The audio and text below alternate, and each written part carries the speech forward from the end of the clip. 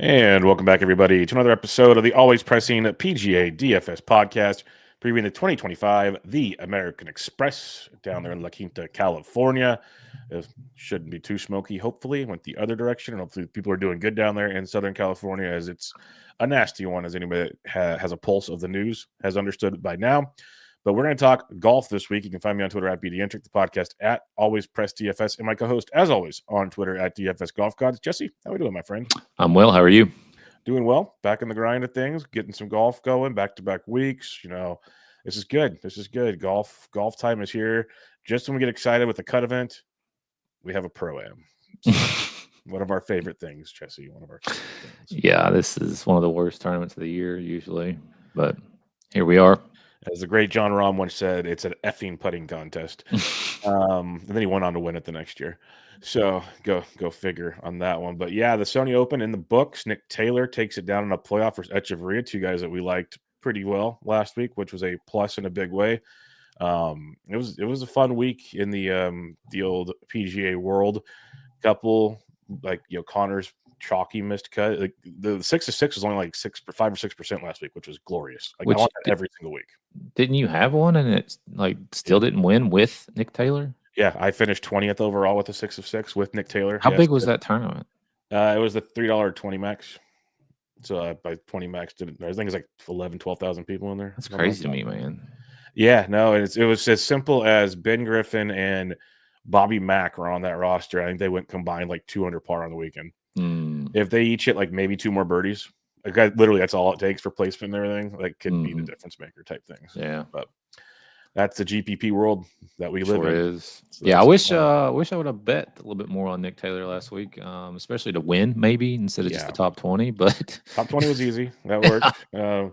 The good thing is the top 20s. Like I should probably keep a better log of them because I throw something out. But last week was good. Last week was good. It doesn't work every week, but you're usually pretty good on the top 20s because you're looking and you're just looking for a guy that you think floor can just top 20, and it's not like 10 bets.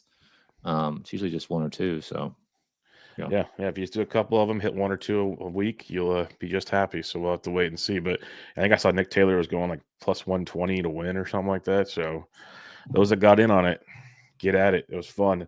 But yeah, we head back to the continental United States. The down there in Southern California, the Quinta, 3 golf courses. The American Express, the artist formerly known as the Bob Hope Invitational. We got Stadium course, we got the Nicholas course, and then we got La Quinta.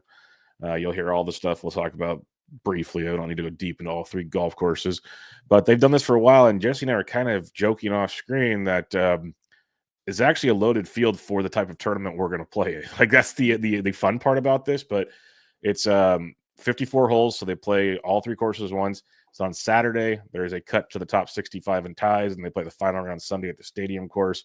So 6 of 6 is still great, but not as important as usual. What do you got for some past event history here? Yeah, they've played this rotation since 2016. So plenty of course history there. And last year, Nick Dunlap was the winner, 29 under, 1 shot over Christian Bezenhout. John Rahm won for the second time in 2023, 27 under, 1 shot over Davis Thompson. Hudson Swafford won for the second time in 2022, 23 under, 2 shots over Tom Hogue.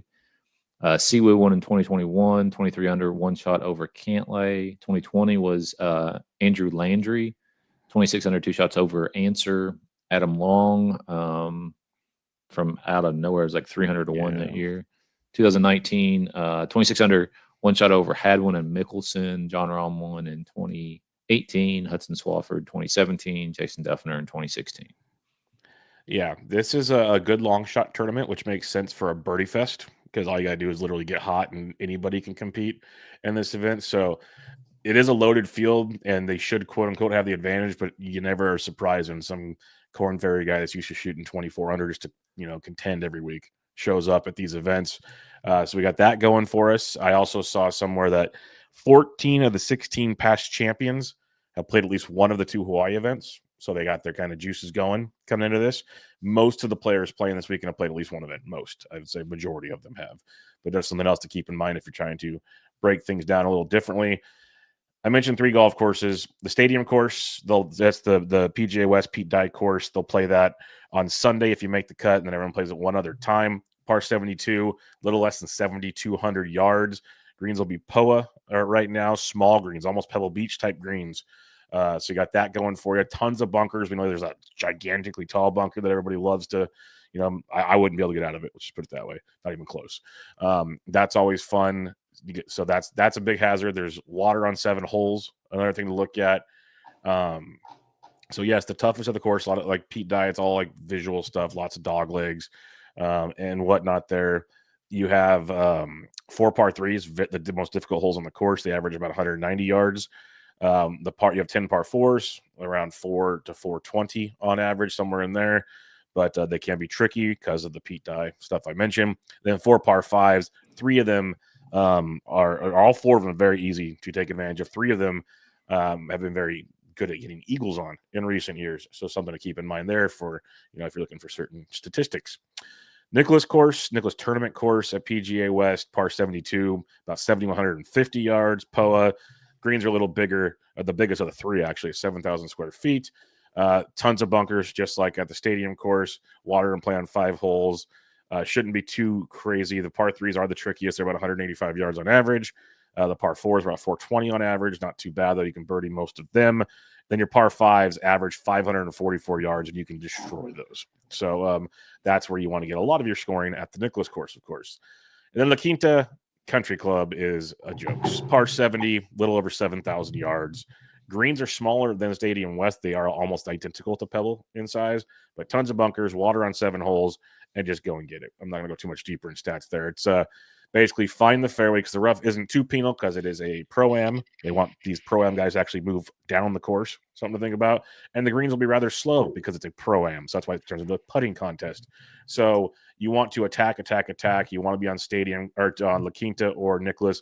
The one other thing I will say is they did renovate a lot of the stadium course to make it tougher. So keep that in mind. They redid a bunch of the greens to make them firmer.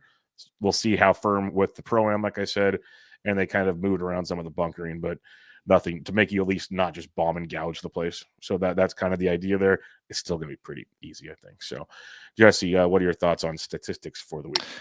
Yeah, your normal run-of-the-mill PGA Tour resort course stuff, but par 5 scoring, birdie or better, obviously, and then plenty of course history as well.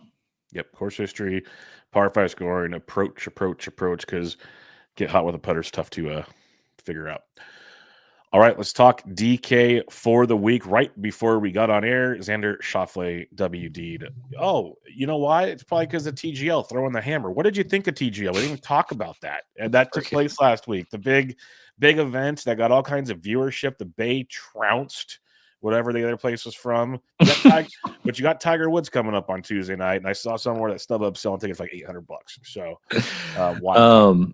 Yeah, I can't believe we forgot about that too. It's so memorable. The first ever TGL event. Yeah, and so like, how did they not have Tiger playing the first one? There's a lot of questions I have about it. Yes. Like that to me is the biggest ball drop of the whole thing. Like, how do you not have Tiger versus Rory right out the gate? Like, let's just put the 2 biggest teams, quote unquote teams, up there. Boom. Let's get this going. It was different. I'll put it that way. I watched the whole thing, even though the match was over after real quick, like halfway through. I don't even know. It was like not even like I don't know. It was obvious that chipping off that stuff was difficult. And I do think that hitting indoors in general is just different. It just messes with your mind a little bit. But with all that being said, I mean, it was cool. Is it something that like I'm going to go out of my way to watch every week? Probably not. If Tiger's playing, I'll probably tune in. If Rory's playing, I'll probably tune in. But yeah, how do you not have Tiger and Rory playing the first match? Yeah, that's just kind of baffling, to be honest. I don't know what's more baffling, that or I think they needed more like to tell us what's going on because I still don't know what the hammer exactly does. Because I was the first just part of it I watched on mute because I was recording a show. Then I watched the second half live, but they already explained everything. I think, and so that's my bad. But the hammer doubles the points for the hole. So if they throw okay. the hammer before the hole starts, the team that doesn't have the hammer has to accept it. If Got they you. throw it during the hole, the team that doesn't have it can deny it, but they automatically lose 1 point. They lose the hole. However, if they can accept it, and then they can lose 2 points or win 2 points. Interesting. Yes. Okay. So it's like a press, basically. Gotcha. Okay, no, that's kind of stuff we talked about. Let's play games. Sure. Okay, I'm okay with that. I guess just some other things for me. It's more just um, like make it real different. And I know I've heard this from a lot of people, but it's like, okay, I don't need you playing a normal golf course or like kind of a dog leg. Like, you have these volcano holes and stuff. Like, let's get weird. Like, I want to see this guy Did, have to hit a stinger to the right. yeah, Let's do yeah. some cool stuff. Did you like that? That to me was okay. Like that, it's they designed 30 holes, so they have 30 holes to choose from, and they're all different. Did you see the one that's surrounded by water, and then it had like diamond shaped fairways out through there? No, I think I missed that one. So see, this Yeah. is why people are gonna get mad at me because I probably just There was several holes where it's like huge risk reward to hit it straight down the middle and like have to carry it 310, and if you miss it left or right, you're dropping, or you can hit it left or right, and it's a lot safer play. So I mean the holes were okay. I don't know. To me, it would be funner if they were playing real holes, but that could be. I'm not opposed to that either. Like, give me but something. I they just can't needs to do be that some. because of the green design, because they Yeah, changed that green up or whatever, and they all, I don't know. So yeah. yeah. No, I get that. Like, a lot of it, I liked. Like, trust It's me, I not think gonna it's make it. well. Did you hear the news today though? That makes it interesting What's because that? this is where my head was already going. So there's already discussions to open up in LA, of Vegas, like other sites around the country. So you actually have to travel. Like, so, oh my God, there's actually a home field advantage potentially. Gotcha. Just I throwing it out gotcha. there I because gotcha. because otherwise, I don't care where these guys. Like, I don't Boston. Okay, you're all playing in Florida, so like Well, it doesn't not to matter to mention me. Rory McIlroy's on the Boston Wait, team. how? So. I literally saw that from someone. Goes, how they even just like in a chat, a baseball chat I'm in. We are talking about golf. They go, how do they decide who's on what team? Because like none of them are from like well, I don't know, probably some Yeah. secret Tiger Woods. This is what we're doing thing, Right. and that's pretty much how it went. The other part, which is going to be cool, is if because they can establish that. And then if you have these venues, you can like let average idiots like us go and like, hey, I'll pay $100 to go play this for a little while. Let's go do something. Yeah. That's Like, what I was thinking too. Like you rent it out, but also like, can you imagine having a bachelor party at like that heck place? yeah, like it's You Top know, I Golf on mean, steroids. yeah. I mean, it would be way sicker than going to Top Golf. Yes, But and that's where I'm like, okay, this is where you can maybe start to like utilize this stuff. Okay, now we're starting to talk. And then the kicker that I saw today, besides different locations, they're going to expand it with the locations, and they're going to start asking live golfers to start making teams. mm, Now the fun begins because this is not a yeah. PGA affiliated thing. This is a golf thing, and this is where things can get off the rails a little bit, and now we can have fun. Yeah, yeah, I could see that. I could see that. I mean, you got Bryson, and you start putting Bryson and John Brooks and Rahm the in the boys mix. and stuff. Yeah, Yes. Now we're Brooks. now we're Yeah, talking. yeah, yeah. I agree. I mean, that's the whole. Like, I was thinking about this today. Like, golf over the last 2 years has gone downhill significantly because it's fractured. You know what I Mhm. mean? Like, it's just not as fun to watch as what it used to be. Yep, I don't know. 100%.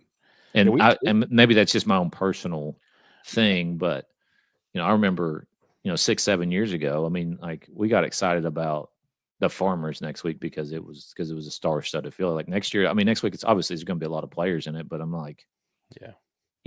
I don't I feel you. care that And much. again, a good buddy of mine I do my baseball show with. He likes golf. He's not like us, like nutty about it, but he's even said with ever since the live thing, he watches less and less of it. Like he just doesn't care Yeah, anymore, and it's it just he can't be alone in that. So ruined it. Yes, I agree. I mean, I've seen a lot of stuff online yeah, about that same thing too, and it's done the same thing for me. Like the passion is just not there. I still love golf, but yeah, like watching professional golf is not it's not as big a must see priority as TV it what it anymore. was. Yeah, Yeah, it used to be like, hey, it's Saturday, it's Sunday, it's like watching football. Like let's turn it right, on. Now it's like if I'm not doing anything, okay, I'll flip it on, but right, it's not like I have to be watching this. right. But yeah, if they can bring a live into this, I things will be agree. fun. That's It where could be. it It could be. goes. So Yeah. We'll see. Because could you imagine like Bryson putting a team together and then utilizing all his YouTube stuff to like this thing? Then it could take off. Yeah, Like, I there's a lot agree. that could take place with this. Mm-hmm. All right, last thing. Did you see Bryson paid a guy $100,000 to try to get a hole in one, and he did it in 5 shots? Yeah, I did say that. Yeah. Okay, just wanted to throw that out there. That was entertaining. All right, now that we derailed the show, but those are some of the fun moments of golf. Let's go back Right. to the American Express. Xander Schauffele, that's how this started. WD right before the show. So we have 2 guys in the 10K range, Jesse. JT at 10.4, Sungjae M at 10.3. What are you thinking up top? Yeah, I mean, I think they're both playable. JT finished 3rd here last year. Sungjae's never missed a cut here, at least since 2019. Nothing better than 11th. But Sungjae's coming off a 3rd place finish at the Tournament Champions of the Century over in Hawaii. So I would probably lean more Sungjae than JT, but I think both of them are playable. Yeah, JT played well here last year, finished 3rd, so that's a plus. But I'm kind of really bummed about the Xander thing. Like everybody wanted to just pay for him because you can, in the way the pricing is in this field, pretty easily. I wanted a lot of Sungjae. One big reason is in my brain, if I'm thinking dude's gonna just goes attacking for birdies, it's always Sungjae in my mind. And JT is like a no cut guy, so this makes sense. Like if you're grasping the straws here, JT's actually 9th in my model of the last 24 rounds. Sungjae's 42nd, so it doesn't rate out quite the same. But like birdie or better, Sungjae's 17th in the field, JT's 49th. But then opportunities gained, JT's 34, Sungjae's 79th over the last 24 rounds. They're equal in par 5 scoring. Based on my model, you go JT, but personally, I like Sungjae a lot more in this one. He's played great here in the past. Again, I know JT got a 3rd last year, but Sungjae has made at least 5 straight cuts here: 25th, 18th, 11th, 12th, 10th. Like at his worst finish is 25th over the last 5 years. I like taking my chances there. I don't see either one of these guys winning the thing, so that's where it gets tough to pay above 10,000 for this type of event, where you definitely need the winner if you're going to win this whole thing. But if I had to pick between 2, I'm taking Sungjae. All right, 9K range. You got Burns at 98, Cantlay 96, Finau 95, Clark 94, Tom Kim at 93, Max Greiserman at 92, Siwoo Kim at 91, and Cam Young at 9,000. Who do you like here, Jesse? Sam Burns at 98, 6th, 11th miscut, 6th, 18th in his 5 starts at this event. Coming off an 8th place finish his last time out over in Hawaii, and finished the last year, the 2024 year, very strong. So I do like Sam quite a bit. Wyndham Clark at 9,400. I was gonna say something, but I saw somebody tweet like, I can't wait till somebody starts talking, like touting somebody on PGA DFS based on their TGL. Yep. I was gonna say Wyndham hit it great. And, yeah, your captain want to know. I mean, he's played here plenty. His best finish is 13th back in 2022. 15th place finish his last time out over in Hawaii. So I think he's okay.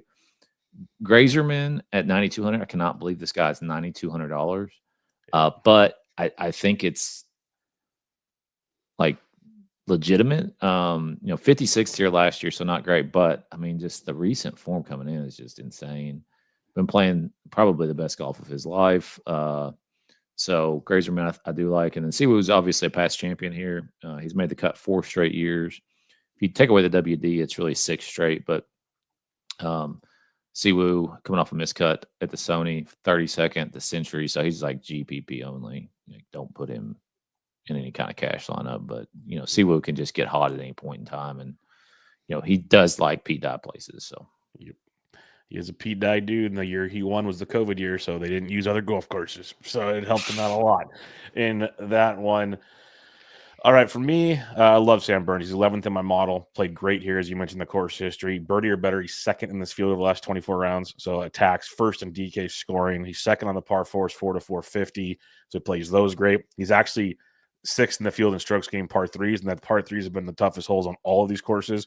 So if he can actually survive there, that's going to stand out in a big way too.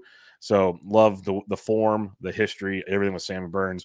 He is a fun one too. I even probably put some bets on this week, in my opinion. Patrick Cantlay at 96. In the past has played pretty well here.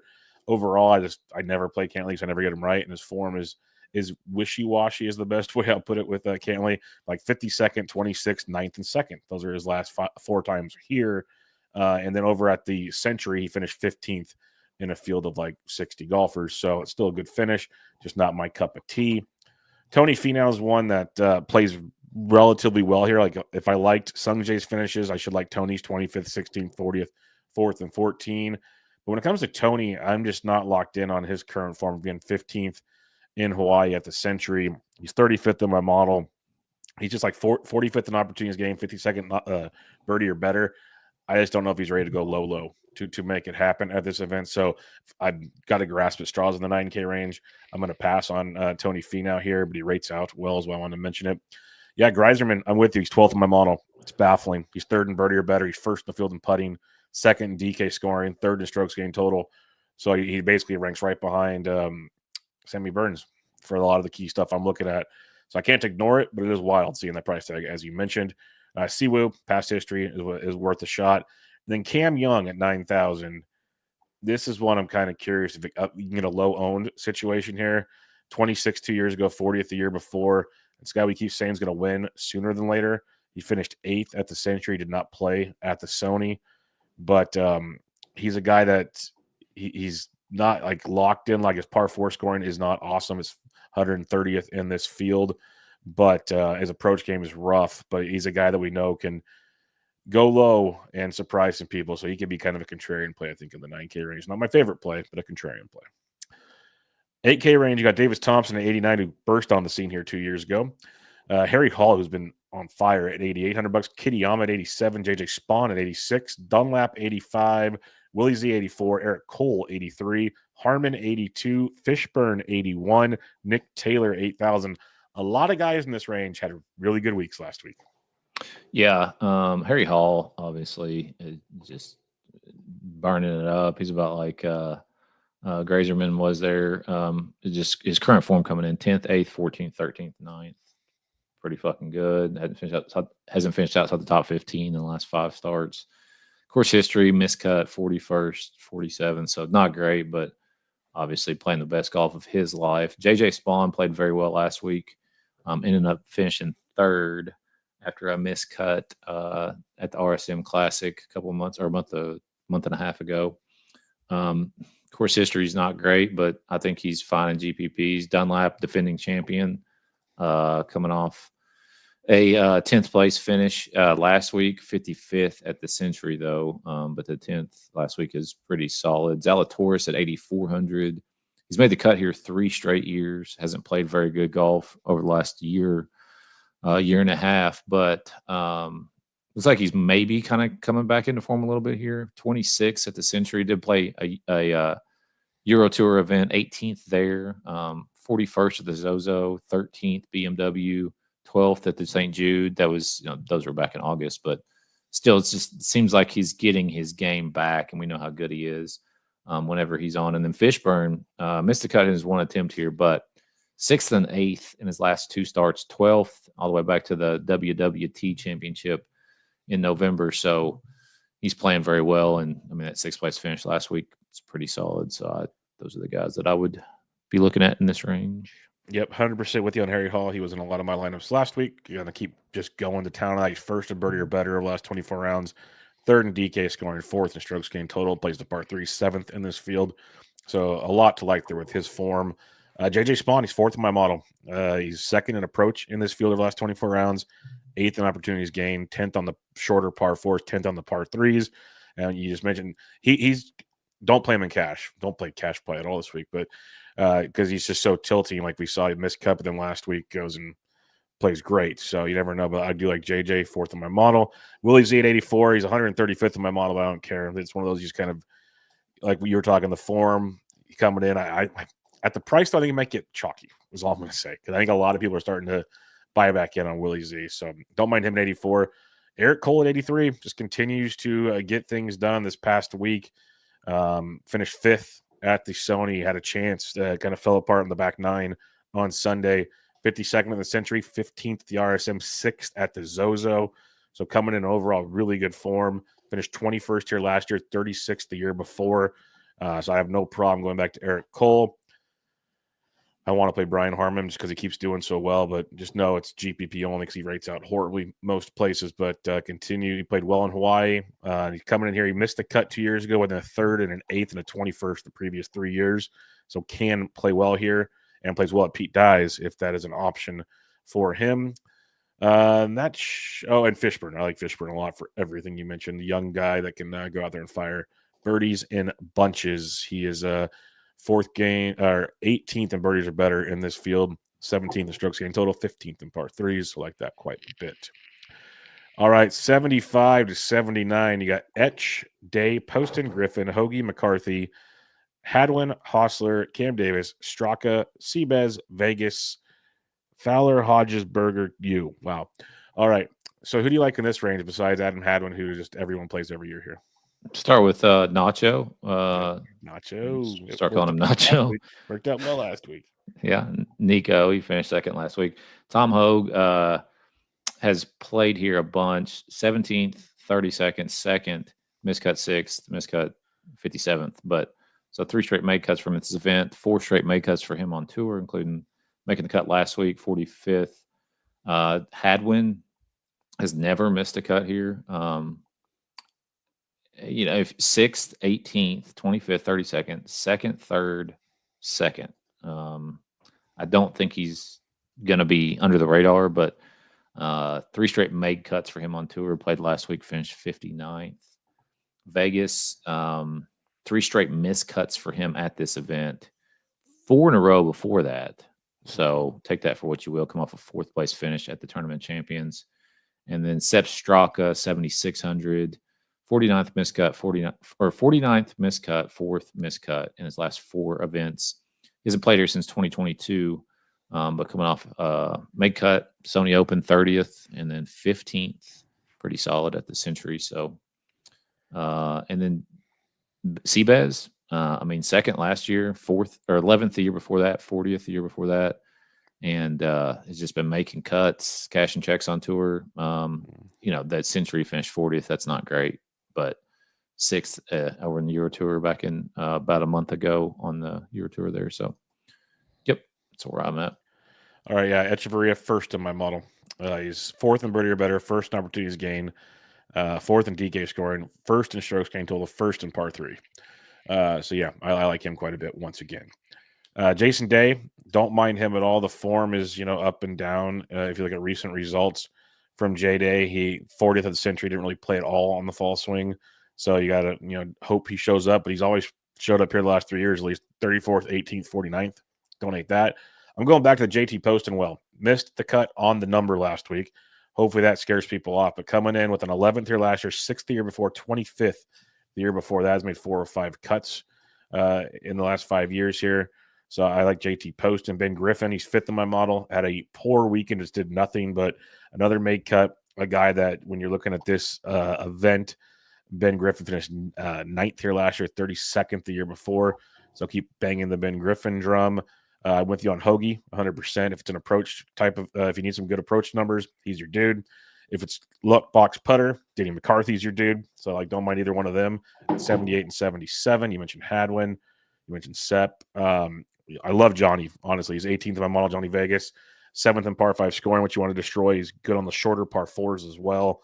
And he's a guy that, he could miss the cut, but usually when he makes the cut, he can get hot with the birdie situation. And that's a guy you want in tournaments. And the last one I have here is Lee Hodges. He's 22nd in my model right now. When you look at Lee Hodges, now he's missed the last 2 cuts here, finished 3rd here in 2022.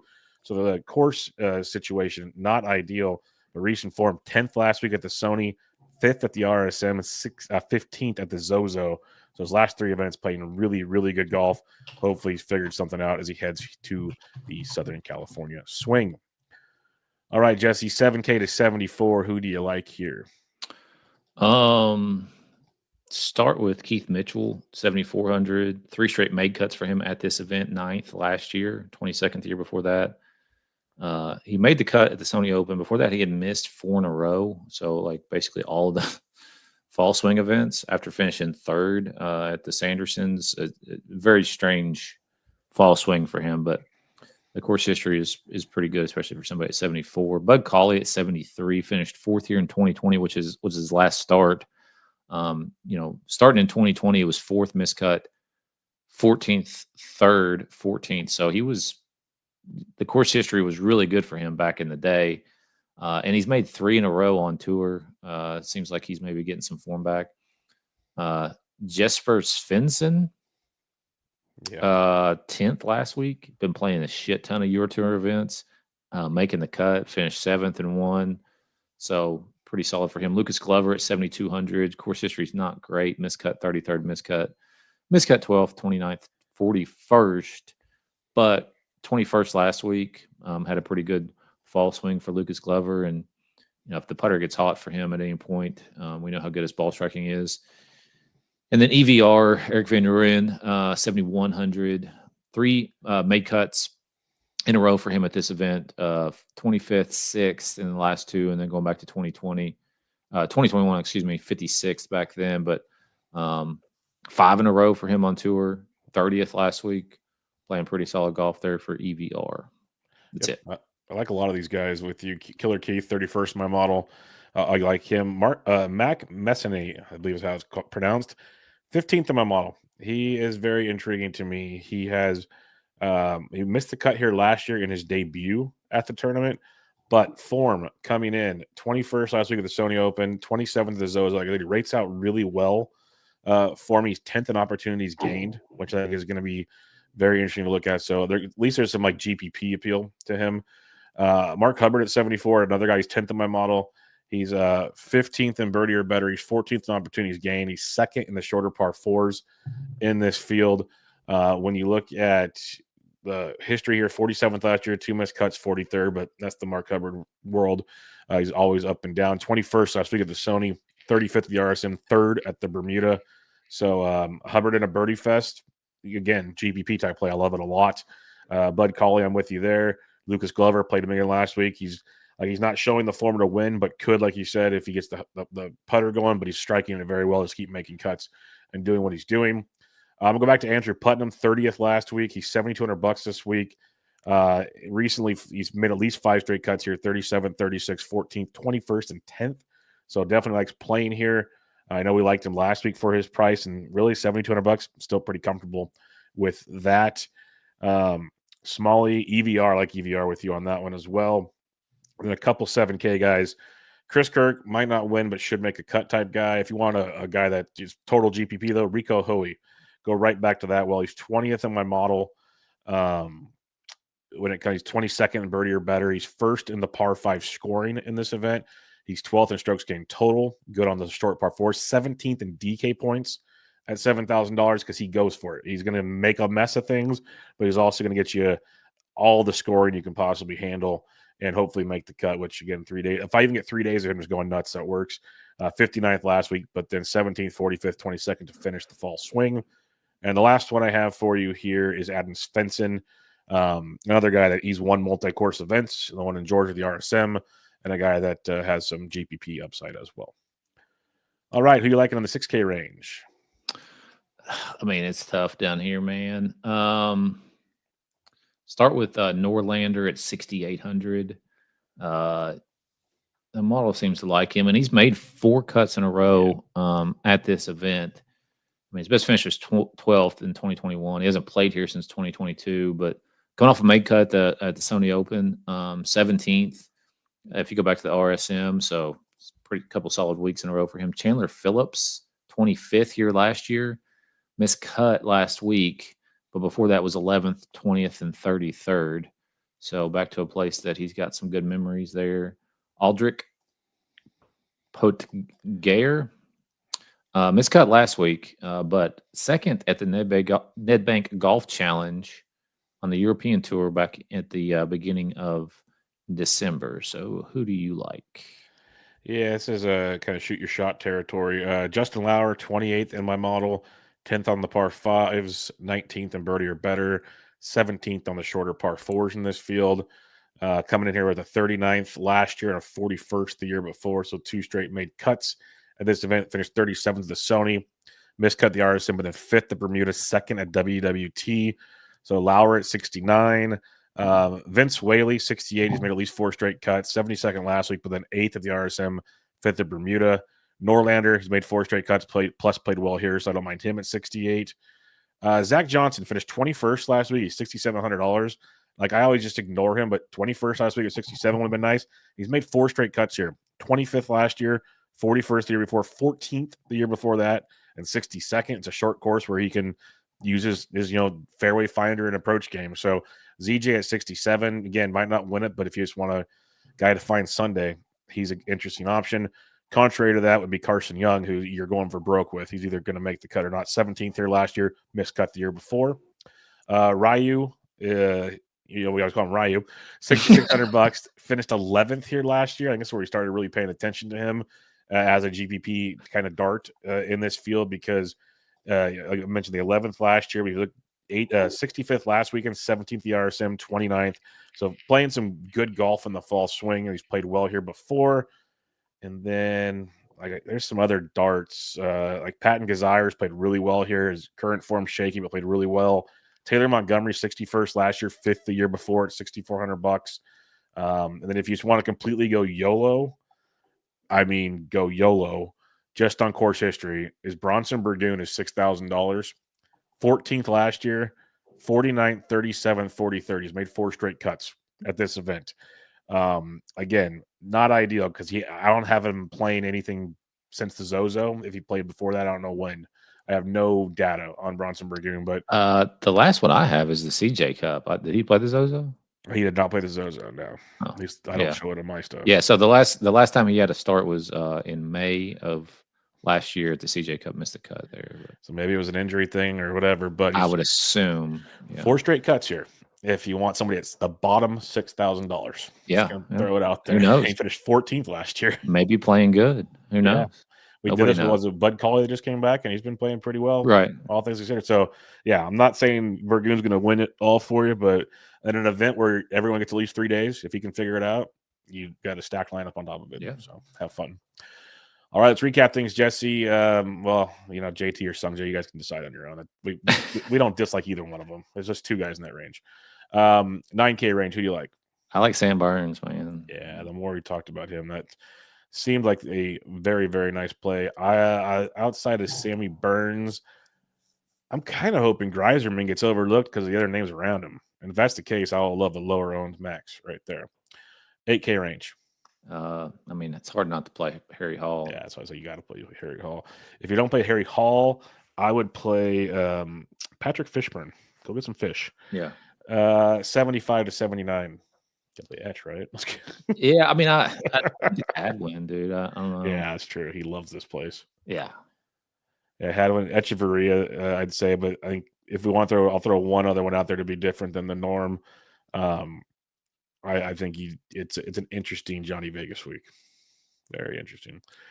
7 to 74. EVR. That's a strong play there. For me, I'm going to go with Lucas Glover, and if he finds the putter, it's going to feel so good. 6K range. Norlander. That's a solid play. I will go with I'll go with I didn't even mention this guy. I'll say this one. David Lipsky at 65. He's 13th in my model, playing really good golf, throwing darts out there, trying to pen seek. So at 6,500, I'll take that. All righty. If you're building we don't condone cash on weeks like this. If you're building a GPP lineup, where you start out, Jesse? I'm gonna go Burns, Harry Hall, and then you're gonna have to dip down because you got about 7,800 left there. But I definitely think there's plenty of guys in that range that you can play. So I will say Nico. I like that. I like that start in a big way. So to be different, I will pick the bottom part and people can try to figure out what they want to go from there. I'm going to go back to Andrew Putnam at 72, who gets overlooked most weeks. Give me some Rico Hoey at 7,000. And I'll take where does he go? Ben Griffin at 70. I'll go back to that wagon. So in reality, you can just pair up R2 and have a lineup if you'd like, or differentiate at your own will. All right, who are you looking at winning this thing? Because now Sungjae is the favorite at plus, or he's tied with JT as the favorite at plus 1,200 with the withdrawal of Mr. Xander. Yeah, I think DK's fucking with me because I clicked on Sam Burns a minute ago. It was 16, and then we were talking, and when I went back to the book, it was 14, and now it's back to 16. I got 16 now. Yeah, yeah, they're messing with you good. Sam Burns. I like that price still, though, man. That's yeah, ignorant. Dunlop 50-1. He won last year. Hadwin 60. I mean, Hadwin should be like 80. I mean, that's just ridiculous. I mean, all these should be 10, 15 points higher than what they are. But Glover at 80, I think, is probably pretty fair there. Yeah, that's about as deep as I would go. What about the top 20 guaranteed winners? Yeah, top 20 here. Honestly, like Echeverria at plus 200 seems pretty sweet to me. Just gonna throw that out there. Basically a 2-1 for Etch seems pretty good. If you're believing Willie Z's back, 2-1 is not bad either. I do like a few other that I want to name like a million off here. Like Johnny V at plus 260 is one I wouldn't mind throwing a dart at. I'm gonna try to find a deep one here. There's Rico. I don't know if I want to go. Yeah, Rico's not. Putnam at plus 330. I think he's just steady enough to get a top 20 type guy. So Putnam at plus 330. I could get behind. And then your boy EVR is plus 360. That's not bad either. Yeah, there could be some value there for. I like that. I'm not gonna name off everybody, but if you want some longer shots, those are two that look pretty good as well. But it's an interesting week with guys playing 3 days, then trying to navigate the Sunday and seeing where things go. All right, final thoughts before we head out of here, and we got the old Farmers next week. Yeah, I don't. Good luck. Yeah, good luck, everybody. Have fun this week. Again, unless a miracle took place, we have Shot Tracker on only one course. Again, they play all 3 courses, so cut comes Saturday, T65 and ties play Sunday at the stadium course. We'll talk about that and much, much more next week. But for now, make sure you check out Jesse on Twitter at DFS Golf Gods, the podcast at Always Press DFS. I'm at BD Entrick. This was the Always Pressing PGA DFS podcast for 2025, The American Express. Catch you all next time.